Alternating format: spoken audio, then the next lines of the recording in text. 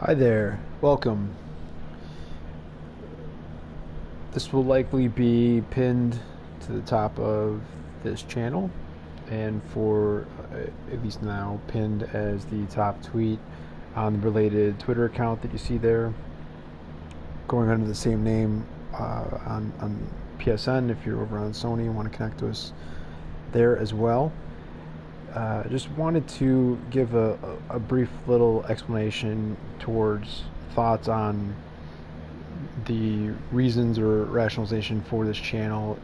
and the associated accounts in general. So clearly the name is NHL20GTO. If it's unclear from here or any previous videos that have been done, you can find on this channel still right now, or any of the tweets that have been directed originating from that account. GTO is simply game theory optimal, and even though not everything that would be discussed would be just about optimal game theory, and so therefore just the name game theory without the optimal might be more appropriate. And also there are going to be some things at least that will be discussed, not just on a longer live stream in which someone wants to ask questions that don't necessarily add to game theory, such as the one that we've had most common so far being, when are we going to receive our squad battle rewards? And that answer is never going to change all year, every single day of this year, every single week of this year, I should say. It'll be Fridays at 2 p.m. Pacific time during the server reset. So for earlier today, which was a Friday, we actually had both the, as well as two different seasons of comp seasons producing rewards. There were admittedly some hiccups with that on the server side of things, but notwithstanding, today at least was at least those three things, and sometimes there could also be additional content in terms of new cards being dropped onto the game, as well as possibly some differentiation into packs. I think that today the only other difference between switching out what the kind of bottom level non-essentials, or otherwise known as premium packs, were, there was also adding on a customization pack for 7,500 coins and the same number of points as the premium packs. So I believe that's 150 points, roughly equivalent to about $1.50. So all of that and more can happen on any given Friday during the server reset. And server reset for this game is always going to be at 2 p.m. Pacific time every single day of the week. Even though there won't necessarily always be something important that's happening during that time, although every day there will at least be the resetting of the ability to refresh opponents in squad battles. And so if you've already played your four for the last 24 hours, you'll then have an opportunity at that point to refresh. If you did it now, it would be just for the next 12 hours as opposed to 24, because we all get an extra full set of battles for 2 days on the weekends. But most of the time, obviously 5 out of 7 days, it's going to be just the one daily. So at a minimum, every day during the daily reset, even if there are no additional cards whatsoever, if there's no additional content whatsoever, if there's no changes to the packs that are out, if there's no changes to what's available in sets or even what can come from sets, you're always going to at least have the squad battle opponent refresh happening at that time. Plus, a lot of folks will probably find, if you can kind of tell on the very top top part of the screen over towards the right, there's a bit of information there. Those that are familiar with the game know all of what that is. It's a countdown indicating when the next daily rewards pack will be available for me specifically. So if you tend to be available in your game around the time of the daily reset, it might also give you an opportunity to go ahead and open up those daily reward packs for the day. And eventually come April, possibly a little bit sooner, but certainly by April, if you're able to log in every day and open that pack, you actually will receive a free 96 overall master set icon player. It will be untradeable, which would seem obvious, and also it will be admittedly very late in the year, and hopefully won't be a card that is simply just novelty or essentially a equivalent to a paperweight on everyone's team, because their teams are so juiced and they can't find a spot for a 96, even though it will be some form of a choice. So at a minimum, you'll be given 2 different players to choose from, choosing one of those 2, potentially more. And I don't have any more specifics on that because I am not an insider. I am not an EA game changer. I have no connection to this game or the developers or to EA in general at all. I've not signed any sort of contracts or agreements that would preclude me from being able to speak about anything. But that also means that any information that I do have would be either things that I can either sort of determine based on what is already available, or just what is already available, such as when the squad battle rewards are going to be released. Again, that's the most common question asked, and I actually stumbled on it, on being able to answer that question the first week, until I was reminded of exactly where that was posted prior to the game being released. So that's really where it's going to come from for me, and then I can certainly have beyond that, but it will rarely be a case where I'll have any sort of quote-unquote inside information on anything that relates to this game that hasn't been indicated somewhere else. But to speak about the intent of the channel and any of the accounts associated with it, it is expected to be at least a slightly different take on some things that we'll go ahead and show here. And part of that for us, if you're unfamiliar with things such as HUTDB, I believe the actual URL is/was hutdb.net. And information that has been put out indicates that specific website is not going to be functioning anymore, and NHL19 was the final HUT that was going to be using information from its game to provide useful tools and tips and other info for the database moving forward. And I did not know that ahead of time, but that was part of what I was looking to do here was, and I've done it, was go ahead and create my own database. It in fact only included 80 and higher, so 80 plus. Last year referred to as gold rare cards. This year there isn't rare or common, but they are technically referring to 80 plus on the gold side as premium cards. And in terms of released drop rates or pack odds, there are times where they're indicating a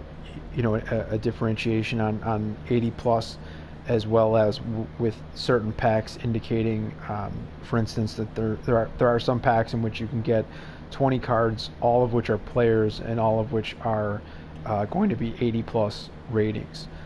So it'll be interesting to see how, again, I'm not knowing how those rates will be impacted as the larger pool of players that have been released grows, and potentially the pool of players that would be available to pull from those packs would likely increase from what it is right now. It'll be interesting to see how that changes from being able to have a pack such as that today on September 20th compared to even a month from now towards Halloween, and a month from that towards Thanksgiving, and a month from that towards Christmas, Hanukkah, and the rest of the end of year holidays. So point being, I built that database. It was simply just the live series cards. So you see my,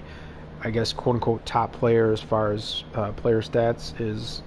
still remaining is Mark Messier, and so he would not be included into that database and into that information because he is not a live series player. He's not currently playing, and he doesn't have a card that indicates him as a live series. And that particular card, in fact, that happens to be a master set icon that has a 90 overall. So the master set icons, prime times, other icons that are not master set, I believe are the three main types that we've seen so far. And then the special event that's out at the moment is considered NHL Classic, and at least for the first week, it seemed like they didn't change the Team of the Week lineup, but they did release new NHL Classic cards today, and I automatically assumed in the last broadcast before this one that was put out or I'm sorry, actually it wasn't a broadcast, it was just a PS4 share of screenshots showing that those cards had been released, and then showing each individual one and what their synergy was, and their underlying stats, and if anyone's unfamiliar with the player, also indicating their the player info, such as their height, weight, and handedness, as well as, I guess, their team and their league that they play on, in case they were curious about those sort of things. So again, none of those would have been included in it, and it was also just position players only, as goaltenders tend to sort of muddy those statistics waters a little bit. And very early on, posted on Twitter some very basic information as to what the makeup of those existing cards that came on day one were, and it was things as simple as the total number of forwards and total number of defensemen, and breaking each one of those down in terms of handedness of right-handed and left-handed, and doing so as far as a percentage. So a percentage of forwards that are lefty versus righty, a percentage of defenders that are lefty versus righty, and then the grand total for position players in general of lefty versus righty. And that final one is essentially 2/3, about 66-67%, being left-handed compared to right-handed. Just kind of giving a very brief and broad overview that as far as the game, the cards that came with the game on day one that weren't special, that they were all going to be having that much less of a likelihood of having a right-handed shot, sort of regardless of their position that they play. And then just on top of that, for anybody that is or was interested in synergies, all of those 80+ position players having a +1 to 1 synergy, whatever that synergy was, in every single case, it was a player-based synergy as opposed to a team-based synergy, whereas every 80+ goalie gave +1 to a team-based synergy. And we've seen so far that some of the releases, even 80+ of special cards that are position players, are capable of now giving +1 to a team-based synergy as well, making it a little bit easier early game to be able to activate any team-based synergy that you might be interested in. So I don't believe that what I just stated is too sort of too analytical. It's mostly basic. and something that people either would have known if they hadn't uh, reviewed it themselves.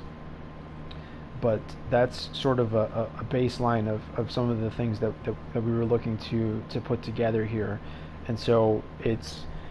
not technically game theory, and it's certainly not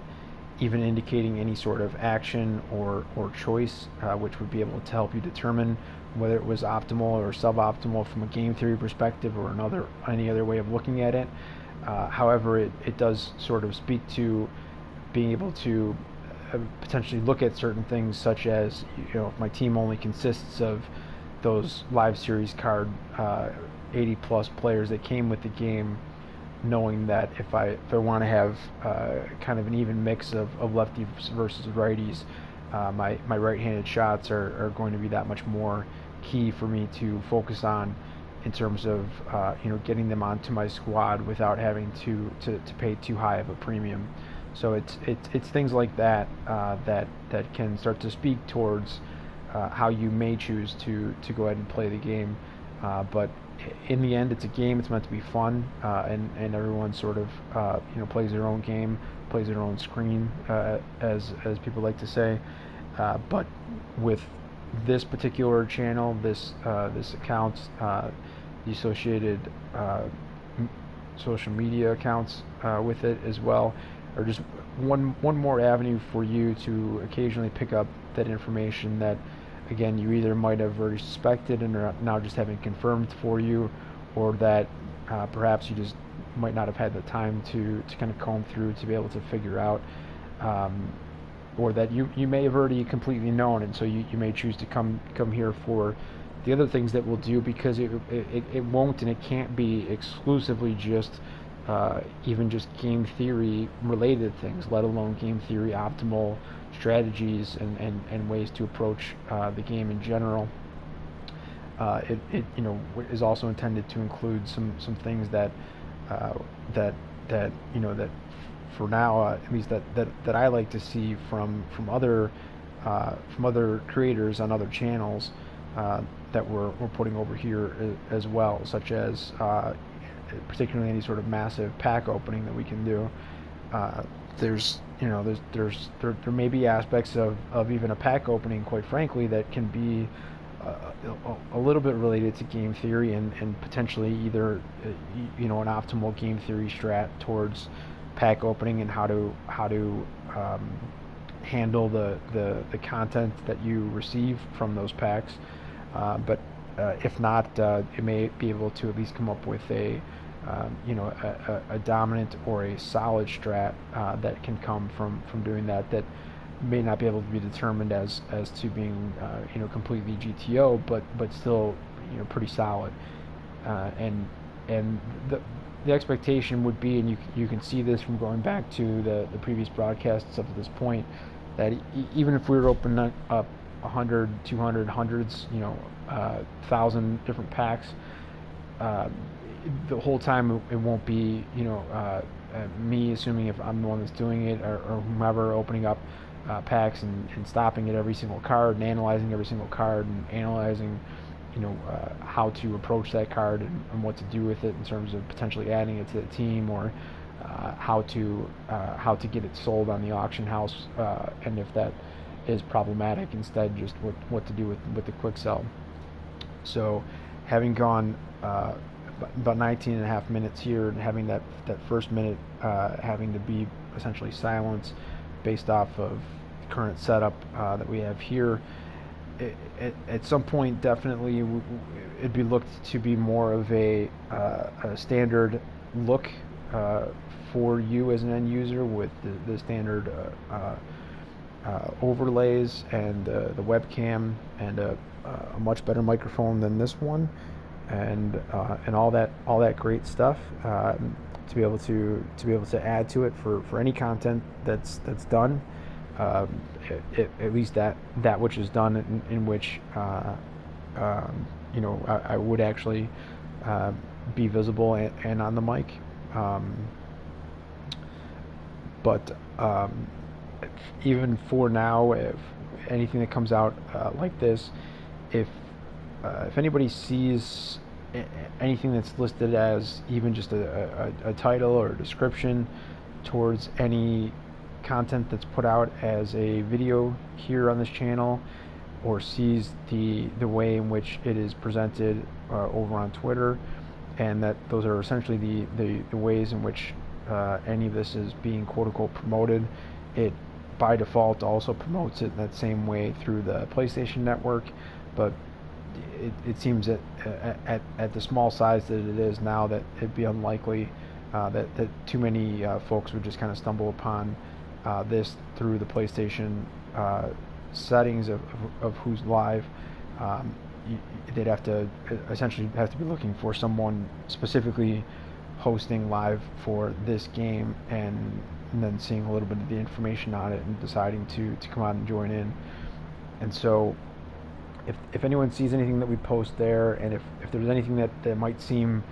traditionally sort of clickbaity or gimmicky in terms of, we wanted to do a giveaway on the very first sort of soft opening launch date, and it just didn't happen. There weren't enough people that came to the room, and so that was kind of unfortunate. But the ones that did, we're looking to help them out a little bit moving forward, and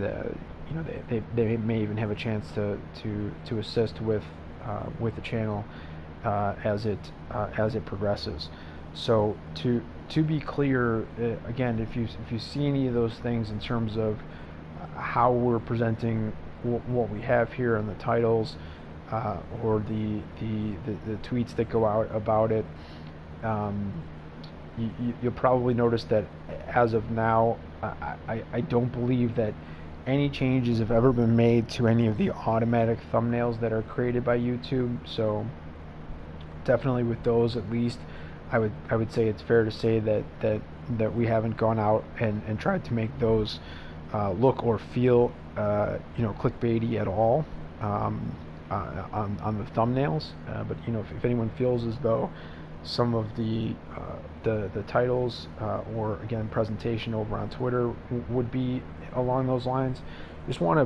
to try to kind of dissuade people of that notion that that's not the case of what we're actually doing here, and also not necessarily saying that there's anything wrong with anyone that does that, particularly those content creators who either currently or are hoping in the very near future to turn that work that they're doing into either potentially their only job, their full-time job, and so certainly needing to bring income in from that, or even as potentially a second, or I guess even third or fourth job for them, being just a little bit more than a hobby, and therefore again needing to have a little bit of income coming in. Obviously then promoting it as best they can and presenting it as best they can is going to be of primary importance for them and anybody else that's helping them out with it, right? So that makes sense.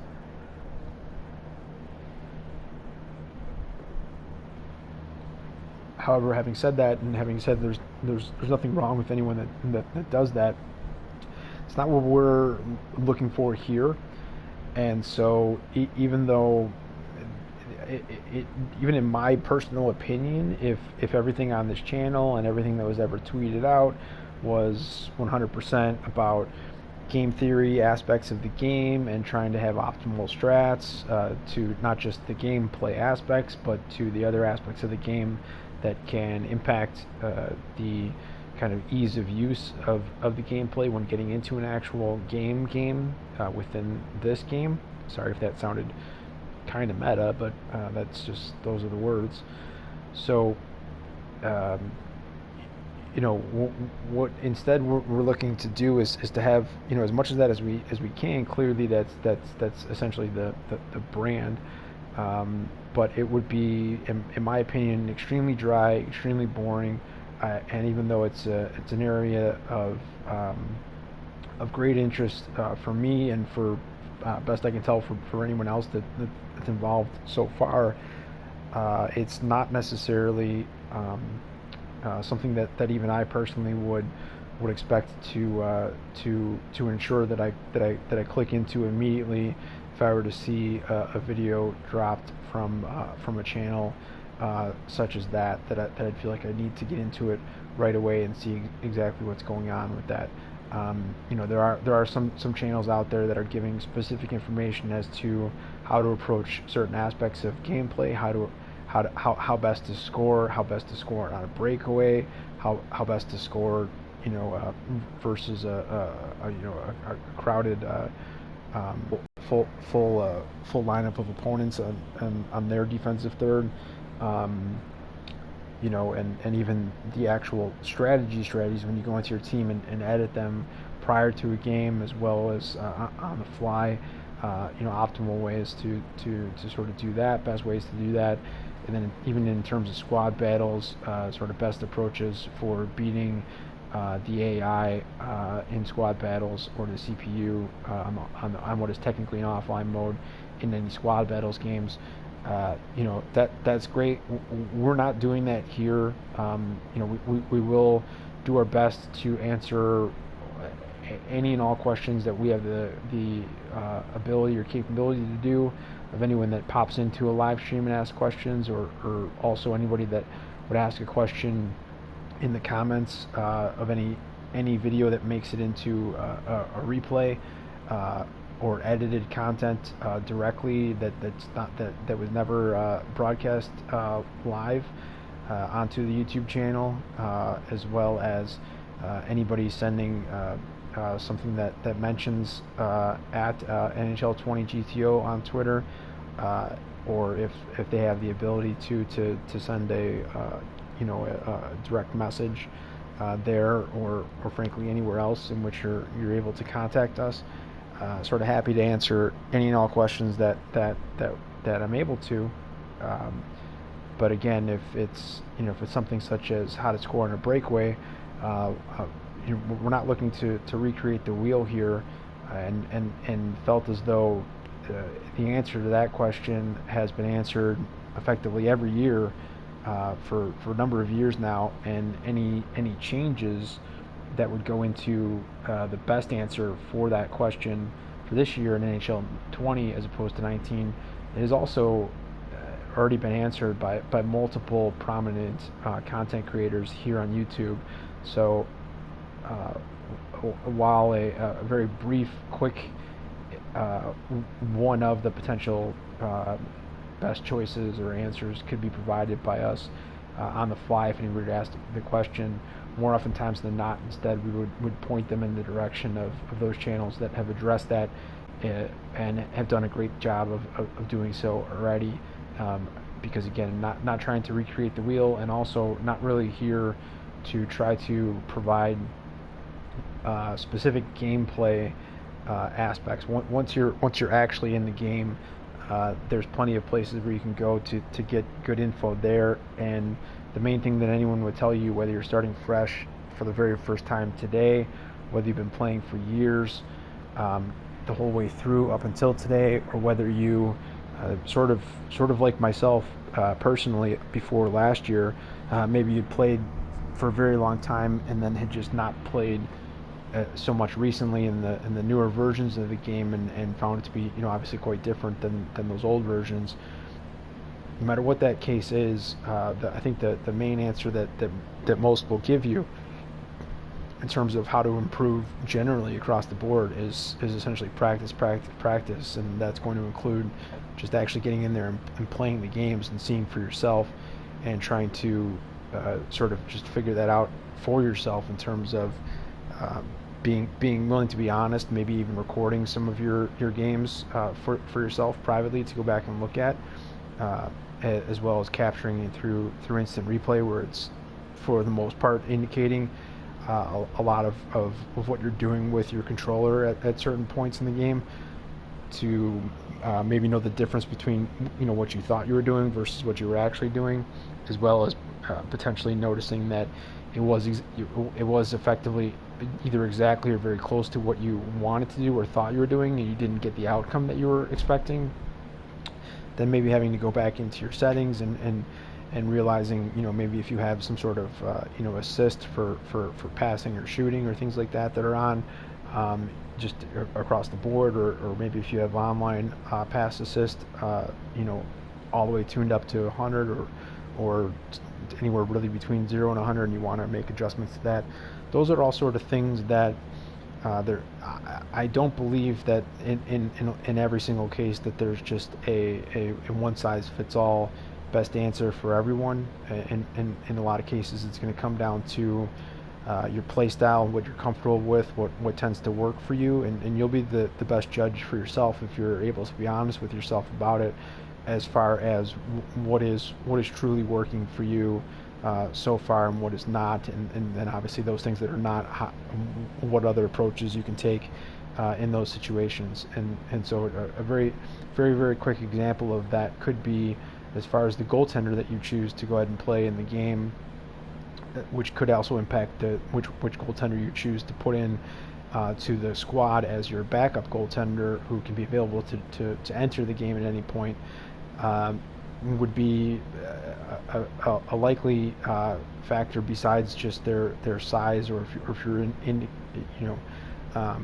interested in any of the specific stats or attributes or traits that they're into. If it's going to be much like 19, it seems like it is so far, specifically the aggression quote unquote stat, which is definitely not an actual stat, but more so a tendency, is going to be something that's going to be important. And again, that's not a one size fits all for everyone. It's going to be determined based on the play style that you want to play with, and whether you want your goaltender to more oftentimes than not try to stay home as much as possible, or if you want them to be more aggro, possibly even super aggro, and really getting outside that net, and really trying to make themselves big, and getting aggressive towards how they look to defend the puck carrier. I say that specifically because that's what it does, is it goes to being aggressive towards the puck carrier, and then can leave and literally any of the other potential 4 position players on the opposing team either open or that much more open,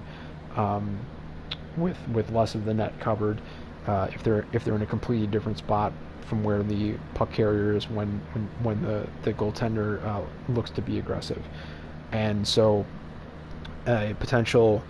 strategy there would be to have whichever one of those two that you prefer up as your starting goaltender, and having the opposite of that be available as your backup in case you want to make a change on the fly during the game,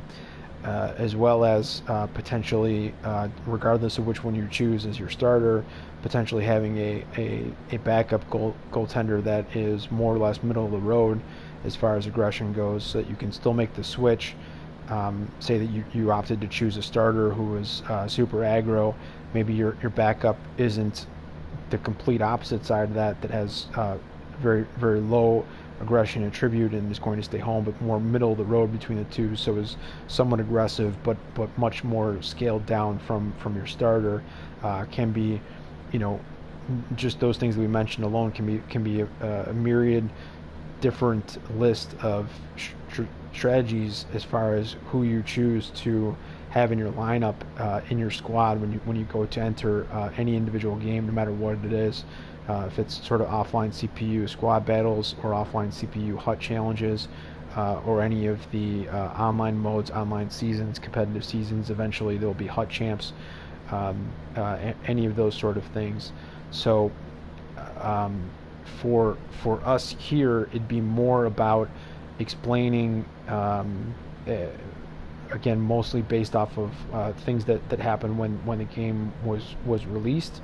and then being able to potentially answer any questions that anyone has asked, or to simply just provide any sort of explanation or analysis of anything that to date, because we're so small, we might not have been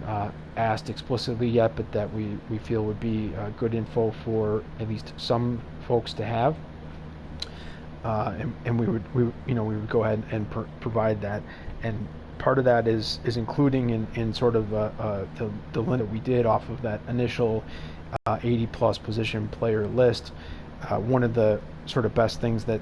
it does is whenever you see a new special card released, such as, for example, the NHL Classic cards for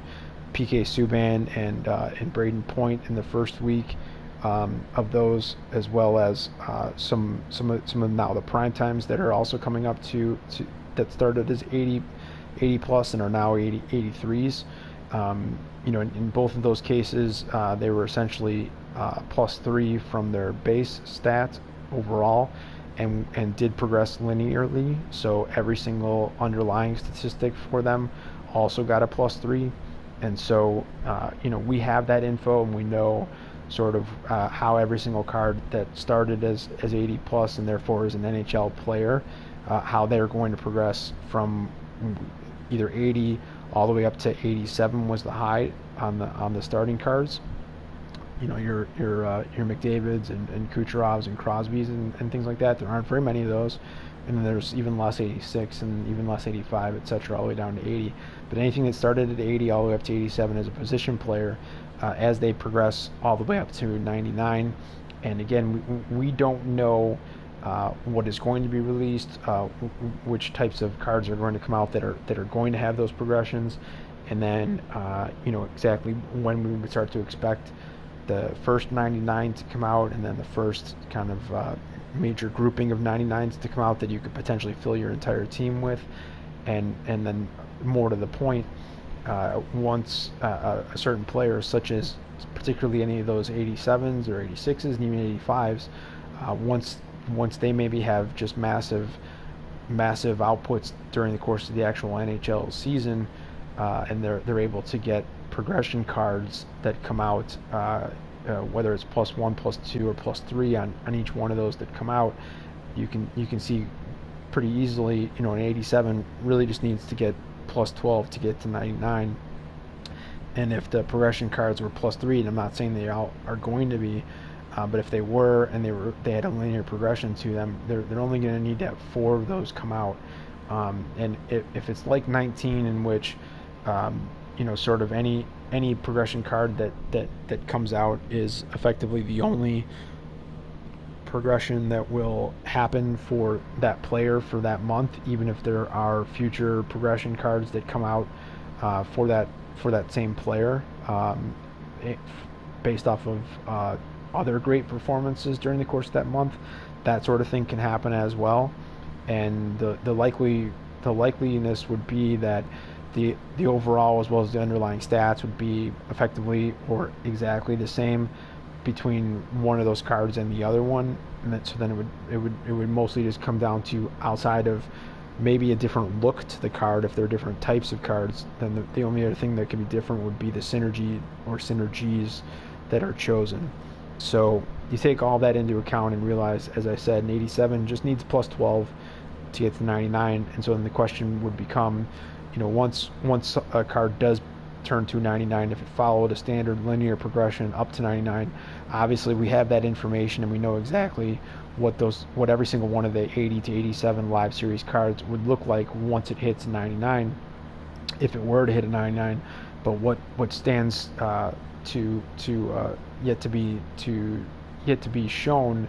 is, once it has a 99, if it has any other cards that come out after that are also a 99, would they get any additional boosts or upgrades to their underlying statistics? So, for example, if just a spoiler alert before we get to the end of the 40th minute here, every single one of those cards, every single one of the 80 plus position players, once they eventually get to 99, they will have max speed, at least, if not max skate stats across the board, except in some cases on those top 5 being listed as agility, acceleration, balance, endurance, and speed. They may certainly have acceleration and speed, at least. They may also toss agility into that, and then in some cases, depending on the player, they may even toss balance into that, but they may be a bit lacking on endurance. It might not exactly be end game maxed at 99. And so just that as an example, since every single one of those cards would be maxed, at least in terms of speed, and in many cases in the general skate stats, so likely speed and acceleration, and a lot of times agility as well, then the question would be, well, what about endurance? If they get another 99, is that second, third, fourth, maybe even in some cases 10th 99 card that comes out for that player, all going to have the exact same underlying stats, or are they going to get any sort of boosts? Are they going to get an additional boost to endurance? Particularly if it's if it's 99 overall card is only bringing it up to say 90, low 90s, as opposed to high 90s or 99, or even if it's able to get it up to 96, 97, or 98, and you're looking for true end game cards at the very end that have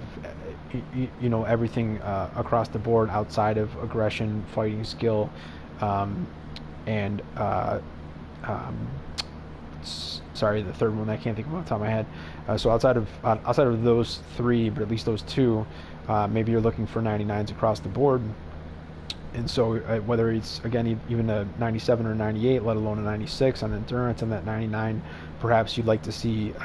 the next 99 for that player that comes out as a card, to get that boost to endurance, to bring that up to 99 and making it that much more of a well-rounded card for you to add to your team.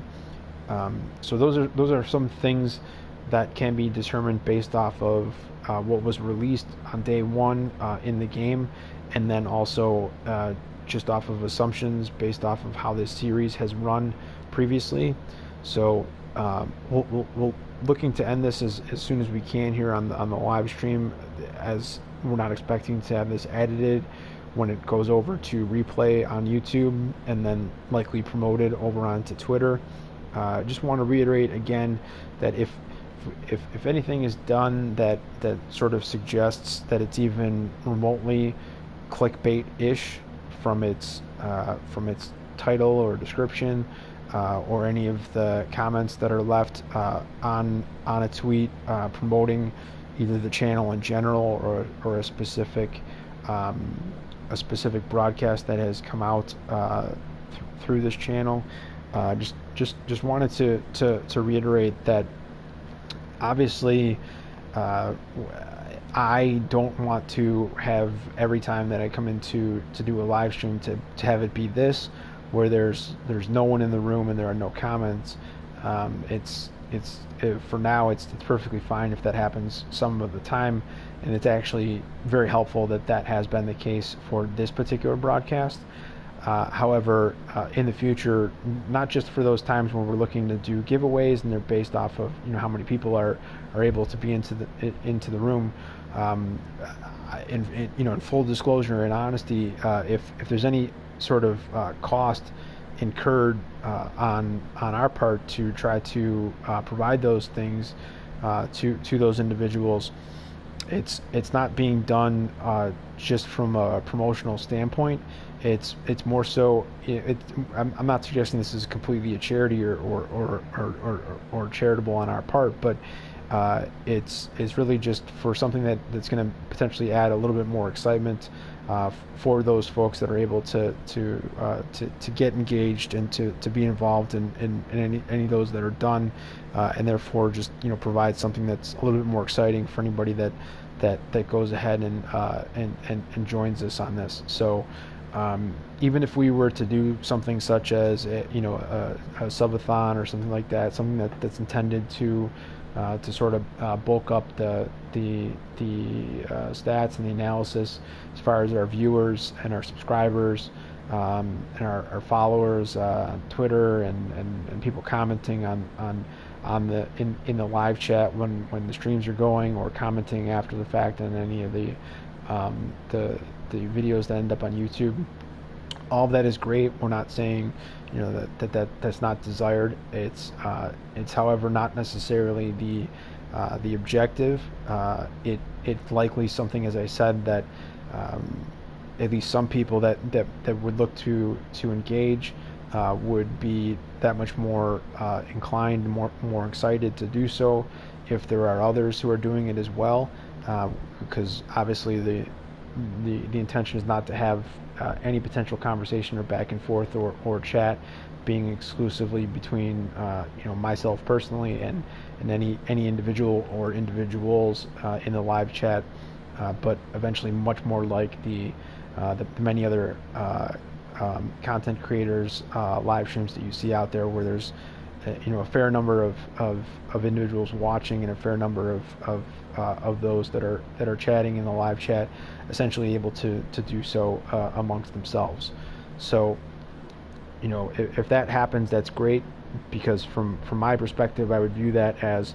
us being able to sort of start that conversation and to be clear how that relates to the brand of this channel and our accounts, but that it's not necessarily a thing where every single thing that's done has to be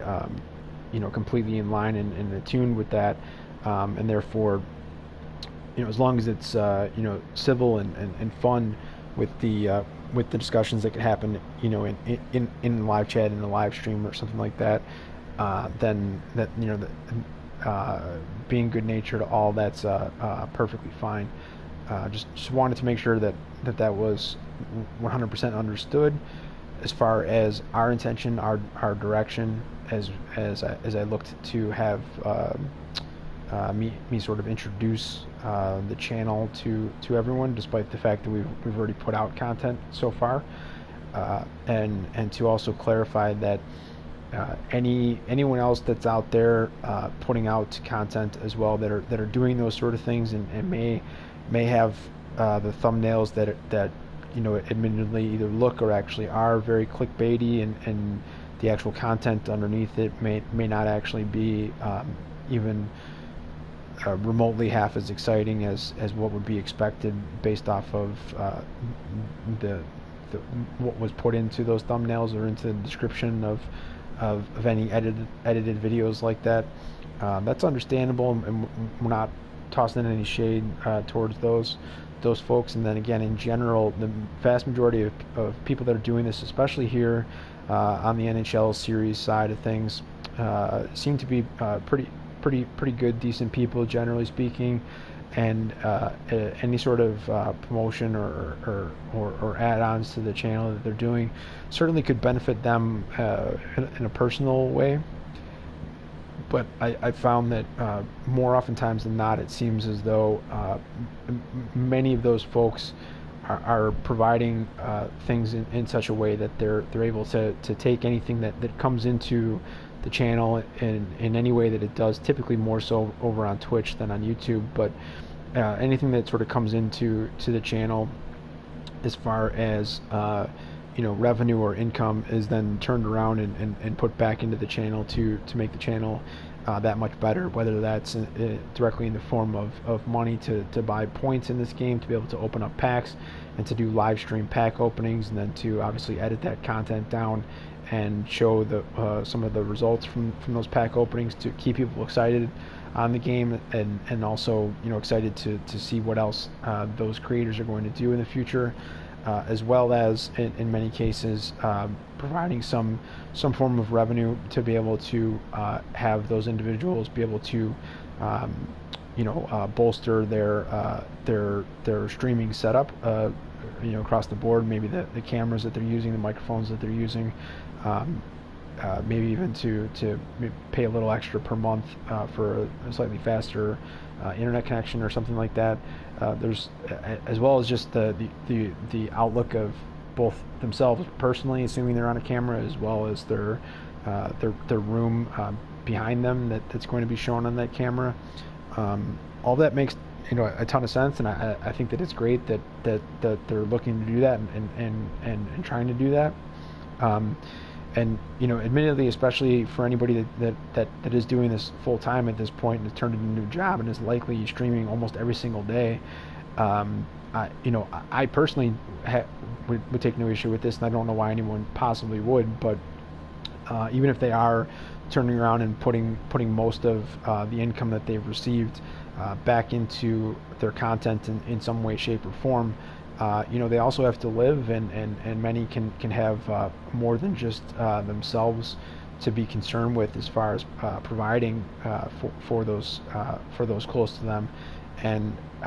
again, I see nothing wrong with that whatsoever, and hope nothing for the best for everyone in that sense, that is able to do something that they hopefully love or at least enjoy to a certain extent. And for you to come in as a follower or a fan of them, to come in and join with them and show the support, show the love, and add some comments, maybe even a little bit of humor tossed into your chat comments, for them. If they're able to do that and also have it at least sort of all of that additional revenue that comes from that, or some portion of it covering, again, at least some portion of what they're doing to provide for a minimum, at least themselves, if they're alone, or anyone else that is relying on them for that provisions as well. So again, nothing against anyone who's doing any of those sort of things. I guess the only folks that kind of would potentially get left out of that mix would be someone who doesn't need any additional money to provide for anyone, doesn't need the money themselves, is not taking the funds that are received from revenue and putting it back into the actual game itself, or into the content that they put towards the game, and make everything completely sort of snake oil salesman in terms of how they present it, and thumbnails that are absolutely ridiculous and extremely clickbaity, and then you get into the content and you see, if it's over here on YouTube, you might see, an unskippable ad like every 5 seconds, even on a 3-minute video. Those sort of things clearly seem to be a little bit absurd, and I would say that generally my experience has been, particularly now that we've moved on to 20 here in NHL, that would be more of the exception rather than the rule, as far as anyone creating any content for this game. And if you needed any evidence of that in terms of where the game is going in general, how the actual league of NHL is responding to those that are playing this game and connecting to the actual NHL through this game and its different offshoots, from an esports perspective and other things, as well as the content creators that have anywhere from decent or large size or massive size followers across the different platforms in which they use. If you needed sort of any evidence whatsoever that that's moving in a positive direction, even if it does seem that maybe the folks involved have always wanted to do that and just sort of needed the partners, be it sponsors or actual NHL league owners, or management, or esports leagues and gaming ownership and management, as well as again, I already said sponsors, but it could also be their connections to whomever helps them with specific platforms that they're putting that out on. There's lots of moving parts there potentially, and so trying to get all those together to be able to provide not just the best content possible that would normally be looked at from a commercial standpoint, but also content that is looking to sort of give back to the community, not just always giving back to their followers and to their subscribers, but also to more of society as a whole. If you need any further explanation or proof of that, I think that today, Friday, September 20th, is the perfect example of that. Best I can tell off of the time that was given on that, right at this moment, you could see it happening live. It's on a specific channel. I could potentially provide the link in the comments for this video after it finishes processing here on YouTube. But it's very likely anyone interested in that that ends up finding this video would have already been aware of that as well. So that they're currently doing what I believe is at least 20 straight hours of streaming, in which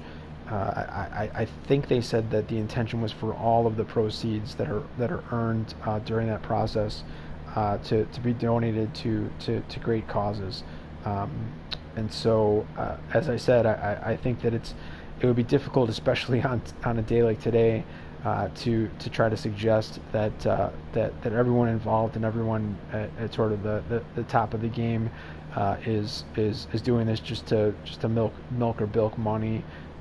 from it from those that are propping them up and supporting them, and then turning it around and doing sort of whatever with that maybe you as a current or potential future follower or subscriber to them would either not approve of or would have chosen something else. I think it'd be very difficult to take that stance today of all days, considering all the work that's being done for children's hospitals right now as I speak. And so hopefully part of the reason why some people are not coming into streams like this right at this moment, as well as others, is because they're over there watching that live stream. Hopefully it's got a ton of eyeballs on it right now as I speak, and then I'm sure if not the entire 20 hours in total, then at least portions of those 20 hours will be shown in then edited down videos across multiple channels and across multiple different content creators platforms to show all that great work that's being done today. And the suggestion is that it's definitely just a glimpse of things to come, especially with these new events, in some cases happening at a minimum once a week now. So I think the future is bright for the NHL content community, both for the creators as well as for the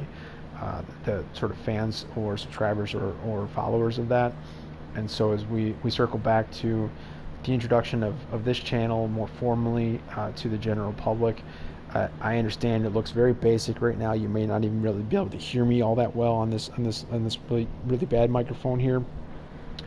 but just wanted to indicate that anything that we can do here on this channel and any platforms that we get associated with would hopefully be in that same light in general, sort of giving back and helping as much as we can, even if for now that is outside of potentially some giveaways and things like that to get people to have an ability to add more effectively more points or coins or cards or whatever to their collection to make it more fun when they're playing the game, or if they don't even have the game yet, the ability for them to get the game. We would certainly be looking to do that when we can, but also on beyond that is just being able to provide any information that we may have, whether it's something that is in my opinion very public and easily accessible in terms of, again, when squad battle rewards are dropped, or if it's more in terms of, say, when is sort of the sweet spot going to be from a progression standpoint for no pun intended for Braden Point to be picked up on, and we can answer that in terms of the overall and the underlying statistics, but we'll have no way of knowing which synergy or synergies could be associated with any of those progression cards that could come out beyond the 86 that's already out right now. And so, we can give the kind of the first part of the answer to that question. And then the second part is always going to be, but pay attention to which synergies come out with those, if that is something that you are interested in. And so with that, we're going to bid you adieu for tonight. Feel free to leave anything in the comments below, and as it says there, hit us up at NHL20GTO on Twitter, PSN, or YouTube with anything that you would care to share with us, or if you do have any questions so far as it relates to NHL 20 that you either might not be finding at the moment or having trouble finding, or really just don't even feel like looking up yourself. For the most part, happy to answer whenever we get a chance. So with that, everyone have a great night, have a good weekend as well. Peace out.